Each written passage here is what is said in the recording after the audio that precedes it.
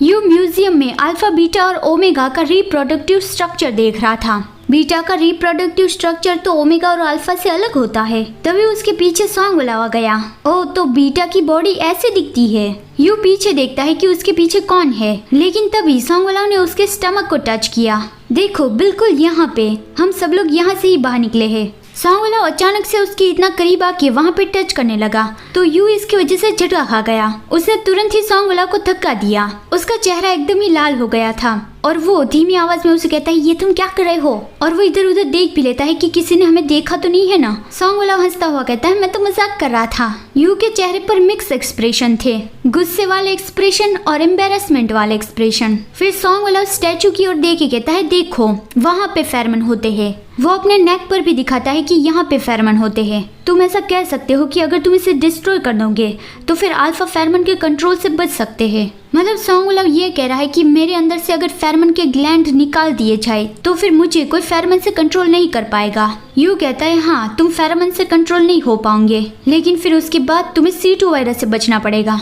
पता नहीं ये C2 वायरस लिखा है या फिर C20 वायरस लिखा है, लेकिन कहानी की शुरुआत से ही C2 वायरस ही मेरे दिमाग में घुस गया है, तो मैं इसे C2 वायरस ही बोलना कंटिन्यू रखूंगी, ठीक है। अल्फा और ओमेगा के पास फेरमन ग्लैंड होता है, तो शायद इसकी वजह से ही उनके अंदर 100% इम्यूनिटी होती है C2 वायरस से फाइट करने की। तो अभी यू सॉन्ग को कह रहा है कि अगर तुम अपने फेरमन ग्लैंड को निकाल दोगे तो तुम फेरमन से कंट्रोल नहीं हो पाओगे, लेकिन उसके बाद तुम्हें C2 वायरस से खतरा रहेगा। सॉन्ग फिर उस बारे में कुछ भी नहीं कहता, उसने बात बदल दी। वो अपनी टाई को ठीक करने लगा।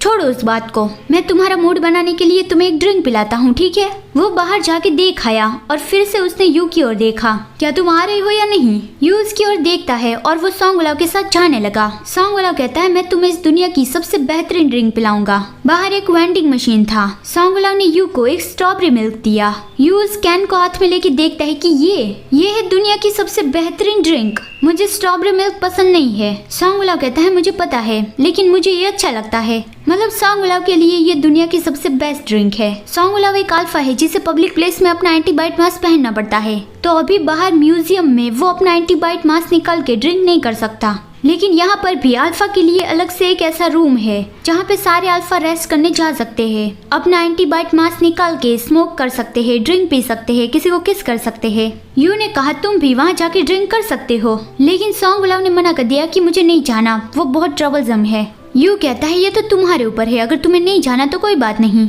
और वो सोचता है वो जगह सिर्फ 4 कदम ही तो दूर है, तो फिर ये इतना ज्यादा ट्रबलसम कैसे हुआ। फिर वो स्ट्रॉबेरी मिल्क पीने लगा। सॉन्ग उसे चुपचाप देख रहा था। यू को इस तरह से स्ट्रॉबेरी मिल्क पीते देखकर वो भी अपनी सलाइवा को निगल रहा था।